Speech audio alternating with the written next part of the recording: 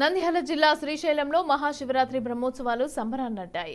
ఇక మూడవ రోజు బ్రహ్మరాంబ సమేతుడైన మల్లికార్జున స్వామి హంస వాహనాధీశులై భక్తులకు దర్శనమిచ్చారు. శ్రీశైలం ఆలయం విద్యుత్ దీపకాంతులతో మిరుమిట్లు కొలుపుతూ భక్తులకు ఆకట్టుకుంది.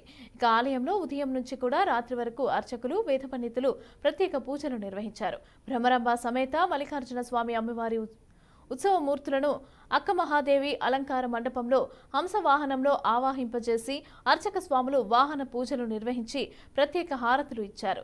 శ్రీ స్వామి అమ్మవారి ఉత్సవమూర్తులను విద్యుత్ దీపకాంతుల నడుమ కన్నుల పండుగగా గ్రామోత్సవానికి తరలి వెళ్లారు.